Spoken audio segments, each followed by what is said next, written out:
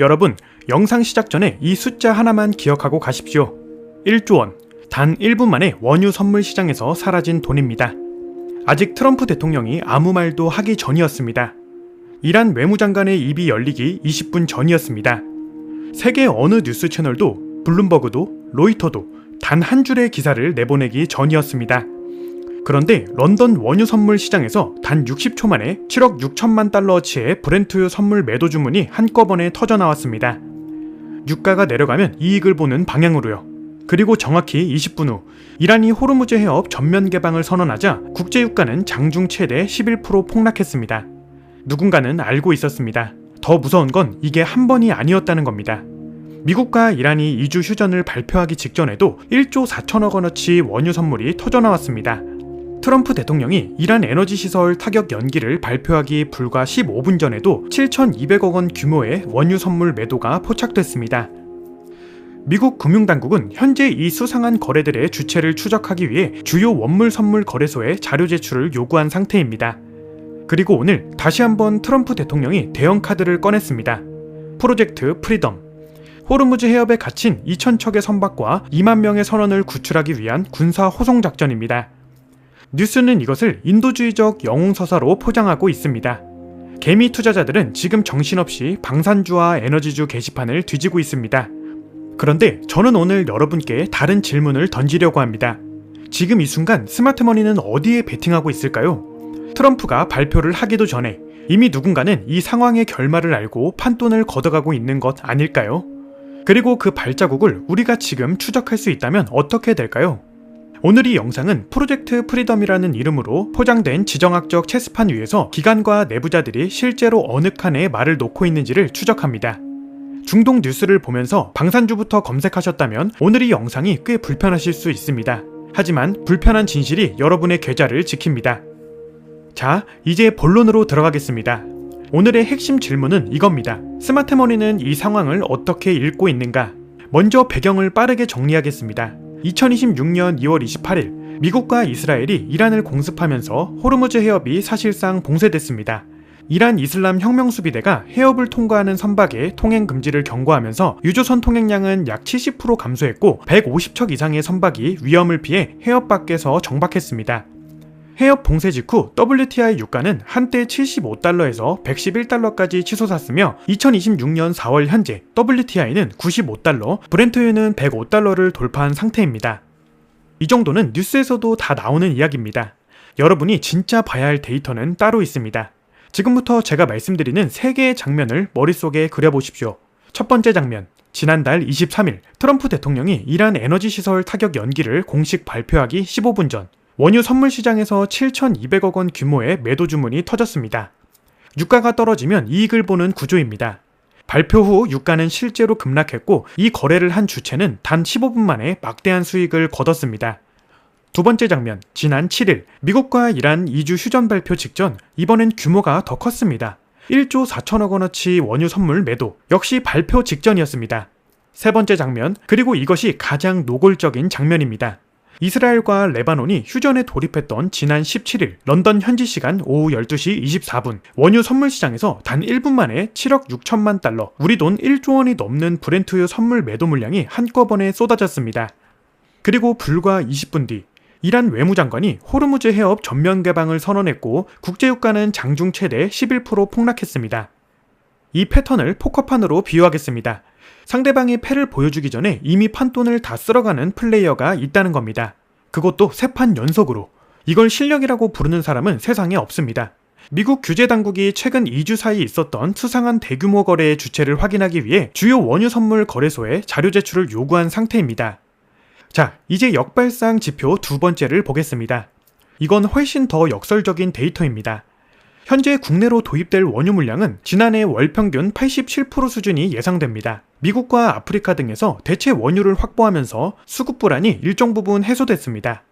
이달 원유 수급에서 중동 의존도는 약 56%로 지난해 평균보다 13%포인트 낮아질 것으로 전망됩니다. 이게 왜 역발상 지표냐고요? 대중은 지금 호르무즈 봉쇄를 들으면서 공황 상태로 에너지주를 사들이고 있습니다. 그런데 실제 수급 데이터는 이미 90% 가깝게 정상화되고 있다는 신호를 보내고 있습니다. LG화학은 전쟁 이후 60%까지 떨어진 NCC 가동률을 75% 이상으로 끌어올린다는 목표를 세웠고, 여천 NCC와 대환유화도 가동률 정상화에 나서고 있습니다. 정리하겠습니다. 스마트머니의 발자국이 가리키는 방향은 두 가지입니다. 하나, 지정학적 뉴스는 정보를 선점한 거대 자본이 개인 투자자에게 고가 매도를 하기 위한 창구로 반복적으로 활용되고 있다.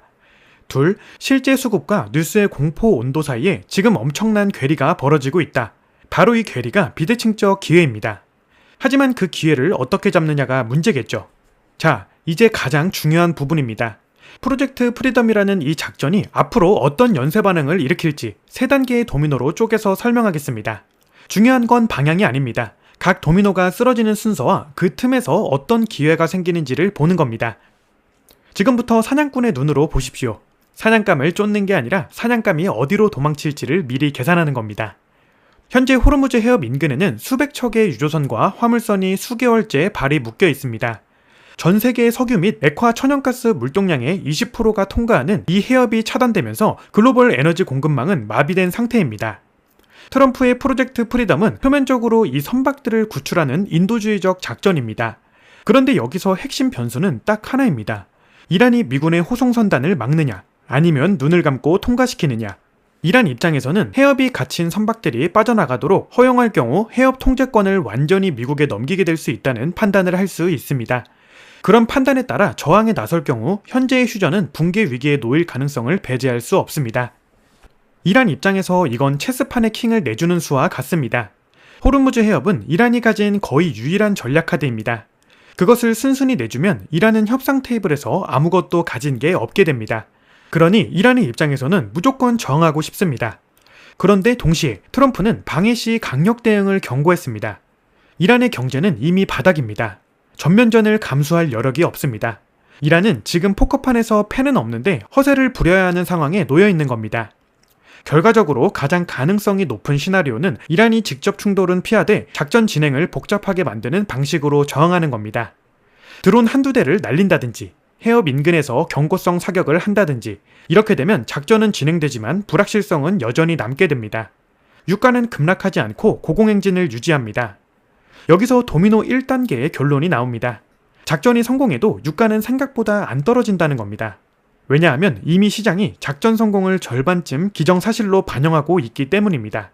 WTI는 이미 95달러를 돌파한 상태이며, 전문가들은 설령 해협이 부분적으로 개방되더라도 보험료 급등과 운임 상승이 유가를 구조적으로 떠받치고 있다고 분석합니다. 뉴스를 보고 해협 열리면 에너지주 팔아야지 라고 생각하신 분들, 이 대목이 불편하게 들릴 겁니다. 당연히 그래야 합니다. 유가가 95달러에서 100달러 이상을 유지한다고 가정하겠습니다. 그러면 다음 도미노가 쓰러집니다. 바로 항공과 해운의 이중 압박입니다. 고유가가 미국 내 휘발유 가격 폭등으로 이어지면서 오는 중간선거를 앞둔 공화당과 백악관에는 비상이 걸린 상태입니다.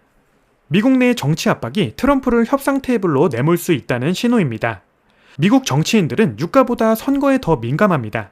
이 점이 중요합니다. 그런데 한국 입장에서는 더 구체적인 데이터가 있습니다. 한국이 수입하는 원유의 70.7%, 액화 천연가스의 20.4%가 중동에서 오며 수입 원유의 95%가 호르무즈 해협을 통과하는 구조입니다. 원유 수송선이 아프리카 희망봉으로 우회하면 운송기간이 2주 이상 늘어나고 물류비는 50%에서 80%까지 상승합니다. 자, 여기서 대부분의 투자자가 놓치는 지점을 짚겠습니다. 고유가의 수혜주는 정유사만이 아닙니다. 정유사는 재고 평가 이익으로 단기적으로 돈을 벌지만 유가가 하락하기 시작한다면 최근 고가에 확보한 재고가 오히려 부담으로 작용하고 중동 대체 시장에서 꾸준히 비싼 비용을 지불해야 하는 것도 부담입니다. 즉 정유주는 이미 기대 수혜가 가격의 상당 부분 반영된 상태입니다. 고가에 사면 이미 늦은 겁니다. 반면 시장이 아직 제대로 반영하지 못하고 있는 영역이 있습니다.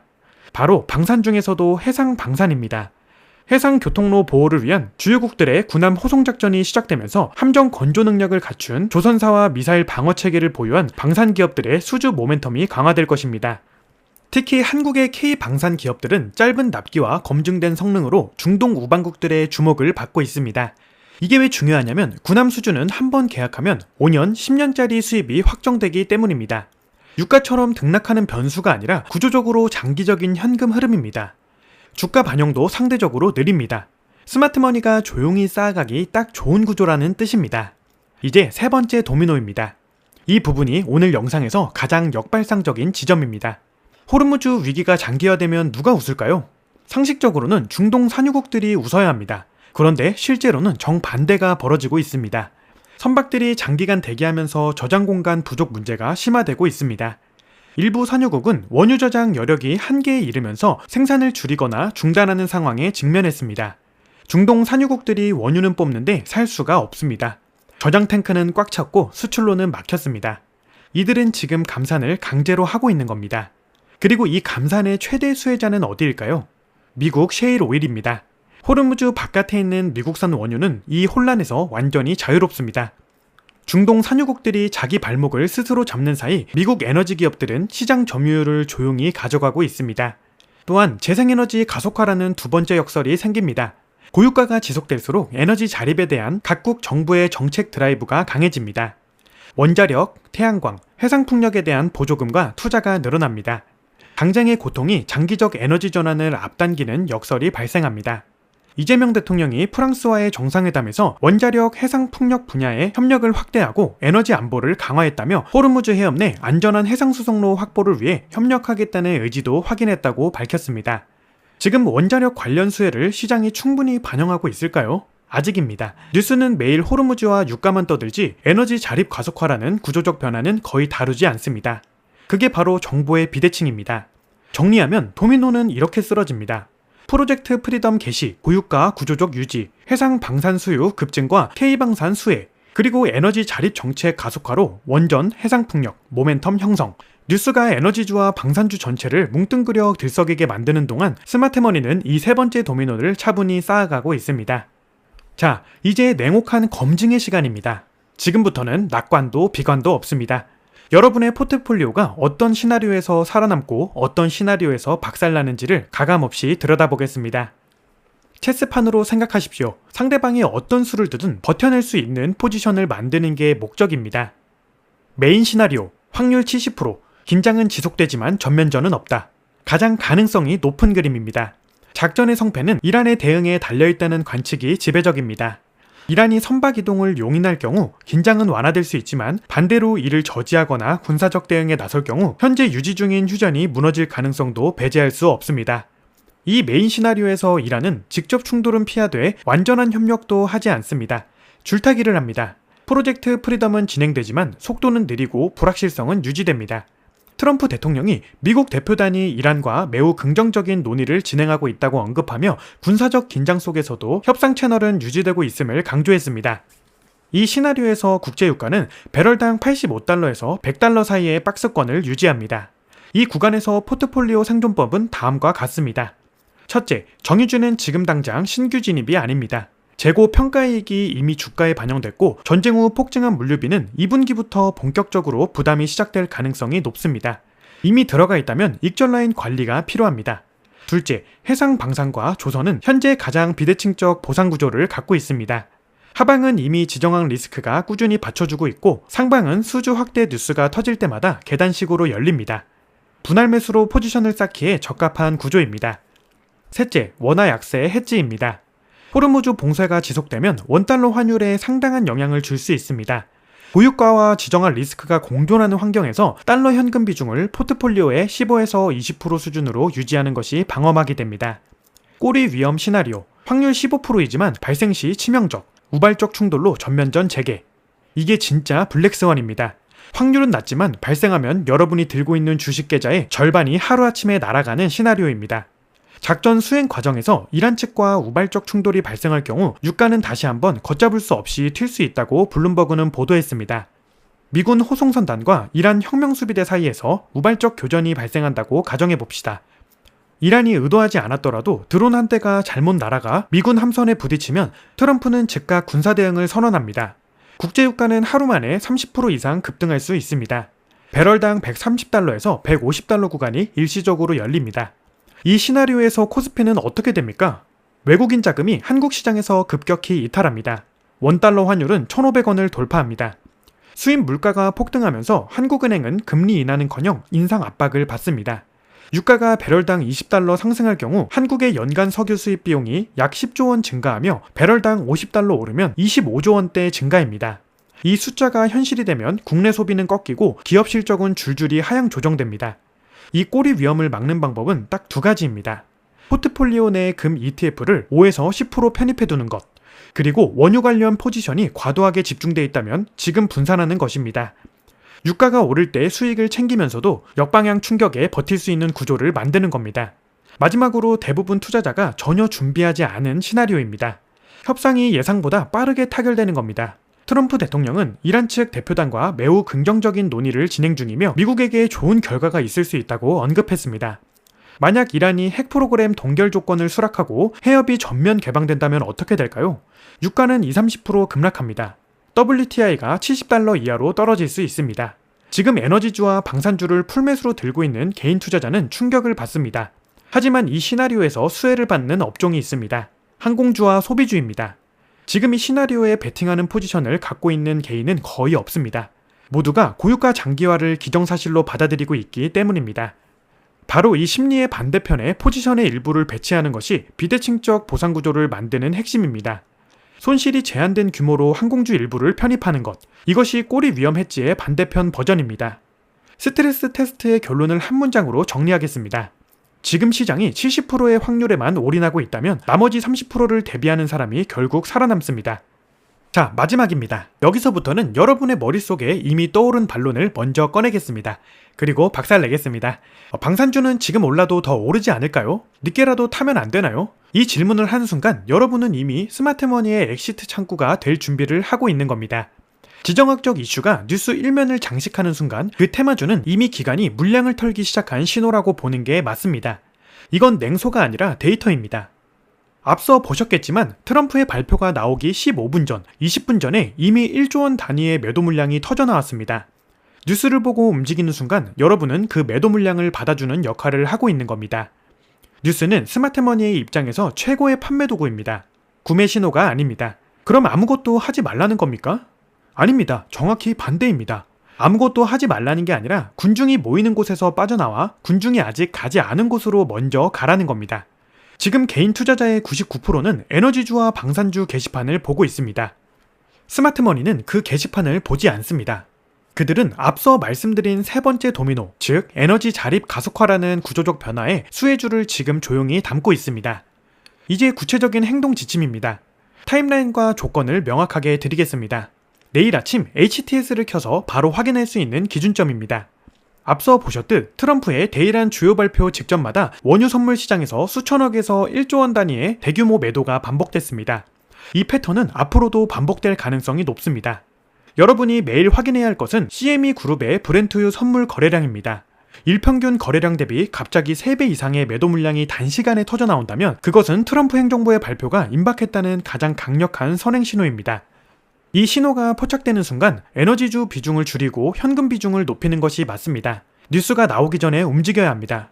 뉴스가 나온 뒤에는 이미 늦습니다. 트럼프 대통령은 미국 대표단이 이란과 매우 긍정적인 논의를 진행하고 있다고 언급했습니다. 이 협상이 타결 국면에 가까워지는 신호는 두 가지입니다. 첫째, 이란 외화 보유고와 관련된 제재 완화 뉴스가 나올 때. 둘째, 미국이 이란산 원유 수출 허용 물량을 언급하기 시작할 때.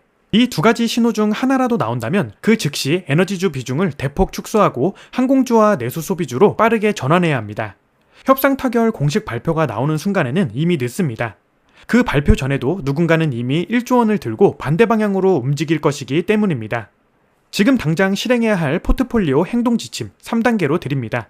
1단계, 지금 보유 중인 에너지주와 방산주의 비중을 전체 포트폴리오의 30% 이내로 제한하십시오. 이미 30%를 넘겼다면 지금 당장 분할 매도로 비중을 줄이십시오. 유가가 더 오를 수 있습니다. 그러나 내려올 때의 속도는 올라갈 때보다 훨씬 빠릅니다. 2단계, 포트폴리오의 10%를 금 ETF에 배치하십시오. 전면전 재개라는 꼬리 위험이 현실화될 경우 금은 가장 먼저 반응하는 자산입니다. 동시에 협상 타결 시나리오에서도 금은 완만한 하락에 그칩니다. 하방 방어력 대비 상방 포텐셜이 가장 균형 잡힌 자산입니다. 3단계, 현금 비중을 전체의 20% 이상으로 유지하십시오. 현금은 이미 이 시장에서 가장 강력한 무기입니다. 시그널 1이나 시그널 2가 터지는 순간 이 현금으로 빠르게 움직일 수 있어야 합니다. 현금이 없는 투자자는 전쟁터에서 총알이 없는 병사와 같습니다. 아무리 좋은 기회가 와도 당신의 것이 아닙니다. 마지막으로 한 가지만 더 드리겠습니다. 프로젝트 프리덤이라는 이름을 들으면서 감동받으셨나요? 인도주의적 구출작전, 무고한 선원들을 구한다는 서사에 마음이 움직이셨나요? 그 감동은 간직하십시오. 그런데 투자 결정은 감동으로 하면 안 됩니다. 트럼프의 발표가 있을 때마다 원유 선물 시장에서 1조 원 단위의 자금이 먼저 움직였다는 사실을 기억하십시오. 이 게임판에서 뉴스는 정보가 아닙니다. 뉴스는 이미 정보를 쥔 자들이 만들어낸 연막입니다. 그 연막 뒤에서 조용히 움직이는 발자국을 추적하는 사람만이 이 시장에서 사냥꾼이 될 수 있습니다. 나머지는 사냥감입니다. 오늘 영상이 여러분을 불편하게 만들었다면 그건 제가 제 역할을 한 겁니다. 편한 이야기만 해주는 채널은 많습니다. 여기서는 여러분의 계좌에 진짜로 도움이 되는 이야기를 합니다. 구독과 좋아요, 그리고 이 영상을 지금 투자를 고민하는 주변 분들께 공유해 주십시오. 다음 영상에서는 이 꼬리 위험 시나리오가 현실화됐을 때 한국 채권 시장에서 벌어지는 일, 그리고 그 안에서 스마트머니가 실제로 어디에 돈을 숨기는지를 파헤치겠습니다. 그럼 시청해주셔서 감사합니다.